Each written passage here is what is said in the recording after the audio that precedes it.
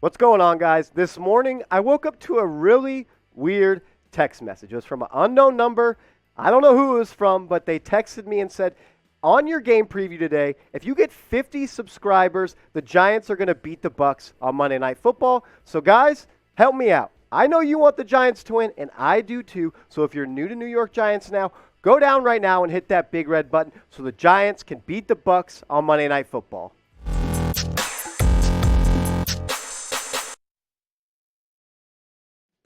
What's up, Giants fans? You are watching New York Giants Now by Chat Sports. I'm your host, Marshall Green. In today's video, we're going to get into a game preview of the Bucs versus the Giants. We're also going to look at the most up-to-date injury report for the Giants and the Tampa Bay Buccaneers. But first, I want to take a look at the betting odds for the Monday Night Football matchup. The Giants, they're coming in as 11.5-point dogs. Pretty disrespectful if you ask me, and the total over-under is 50. And guys, I want to preview this and tease it a little bit. I have a great sportsbook offer coming for you later in the show, and also a way for you to get a free New York Giants jersey. So hang around and stick around so I can fill you in on what you got to do to get that deal for you and maybe a loved one for the coming up holidays. But let's take a look now at the Giants' most recent injury report.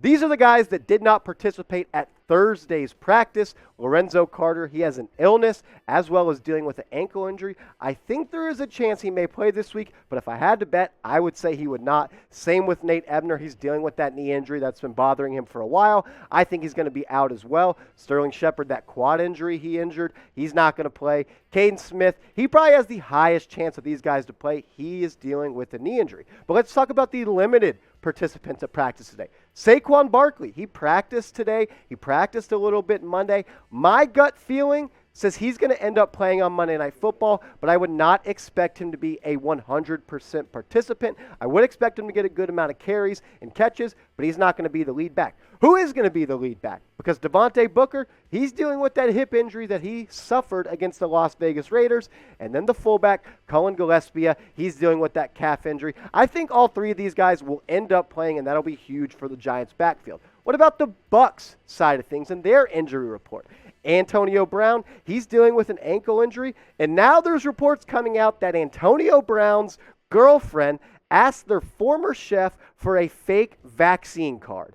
Wow, just absolutely brutal. Supposedly AB was going to pay the chef 500 bones for it, and I don't think this is going to go well over with the safety and COVID protocol. I'm sure it's going to get ugly for the Tampa Bay Buccaneers. But D. Delaney, he's dealing with that concussion. He did not participate, and neither did Vita Vea. He's already been ruled out with a knee injury. Guys that did participate at Bucs practice today, Chris Godwin. He's dealing with a foot injury. He was a limited participant. And Rob Gronkowski and Jason Pierre-Paul, they were full participants. Rob is dealing with that back injury, and the former Giant legend, JPP, is dealing with a shoulder injury. I expect for those two honestly, I think all three of these guys will end up suiting up and playing on Monday Night Football. Monday Night Football, what are you guys going to be eating on Monday night? What is your go-to game day meal? I'm just curious. I want to get a stronger connection between me and you. I'm a big chips and dip guy during games, whether it's queso, salsa, any kind of dip. I'm all about it. But get in the comments and let me know. What is your go-to game day meal? Now let's take a look at my keys to victory versus the Tampa Bay Buccaneers. I have 4. Number 1, and the most important being, score the damn football in the red zone. The Giants, they have struggled all year in the red zone scoring touchdowns. They've been great at kicking field goals, but against a team that's led by Tom Brady, a team that's coming off a Super Bowl, you have to get 6 every time you get in the red zone. So please, I'm begging you, Jason Garrett, target Kenny Golladay in the red zone. The fact that he has just 2 targets in the red zone all year is just bad football and bad coaching. His first target was against the Denver Broncos in week 1 when they were getting blown out in the fourth quarter. Didn't matter. The next one, it drew a penalty. So I need him to be targeted more times in the red zone, and I promise you if you do so, they will score more points than they have in the past. The Giants' red zone TD percentage, they are scoring TDs just 44% of the time when they get into the red zone. If you're curious, and if you're smart, you know that this is the last ranked red zone offense in the offense in the NFL. Just absolutely brutal. This falls on the shoulders of Jason Garrett for me. I think your offensive coordinator really comes out and plays a key part of your offense when you're in the red zone. So target this guy, Kenny Golladay. He's 6'4", 215 pounds, one of the best contested catch players in the NFL. And again, just 2 red zone targets so far through the season. Just not good enough. You paid this guy the bag this summer, so get him the ball, whether it's a fade route, whether it's a big boy slant where he's one-on-one. Find a way to get 19 the football.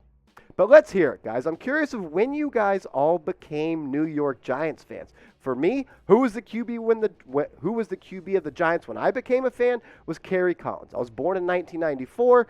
I'm still pretty young, and I know there's some older guys watching this show, some older cats, and I'm curious. Get down in the comments. Who was the Giants QB when you became a fan of the New York Giants?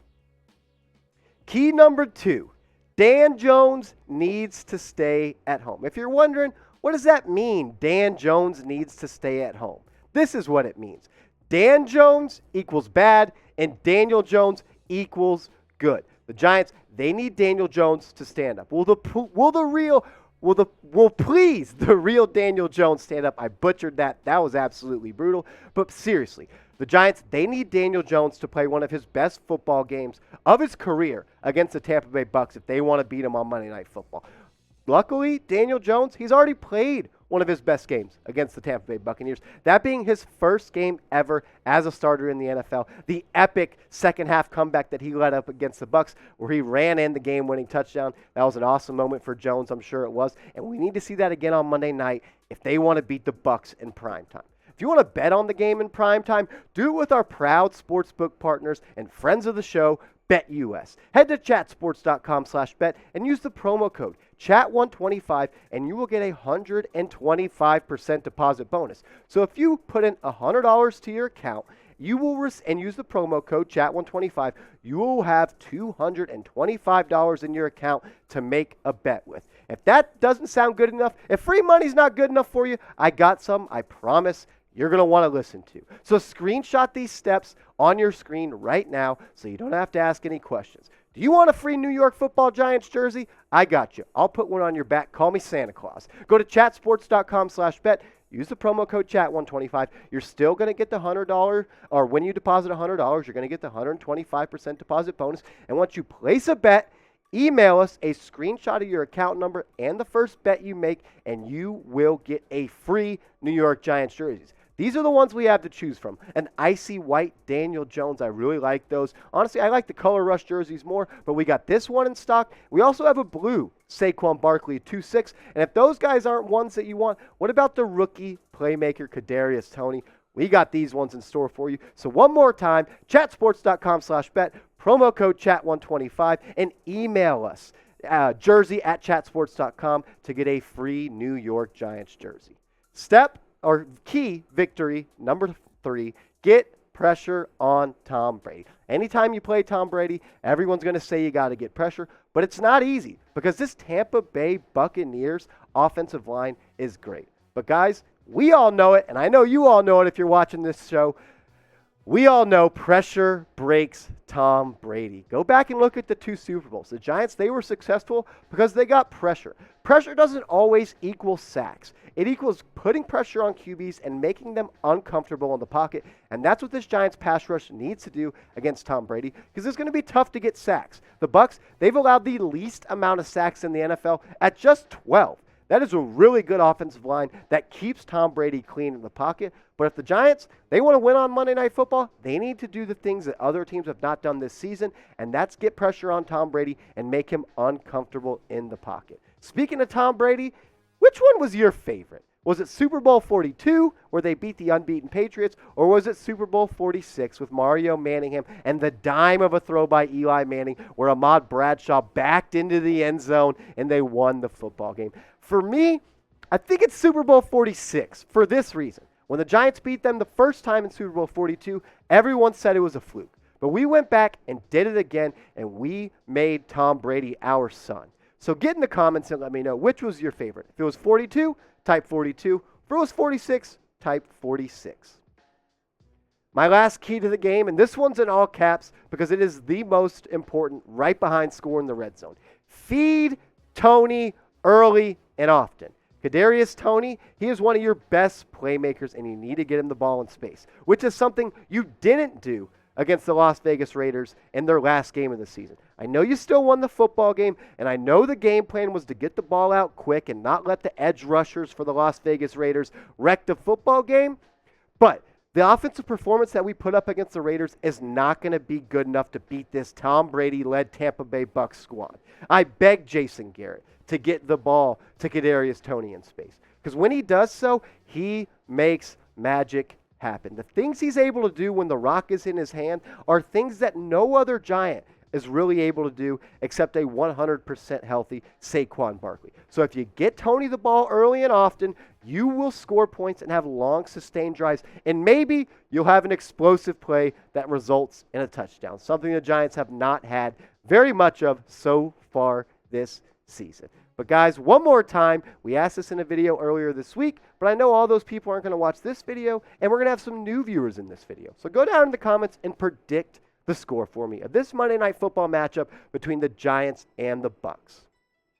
And if you want more of me on your Twitter timeline or more Giants content or someone to just chop it up in your DMs about New York Giants football, I'm your guy. I bleed New York Giants blue, and I love this football team, and I love talking about them. So follow me on Twitter at @MarshallGreen_ and send me a DM so I know you're from this video and I can give you a follow back.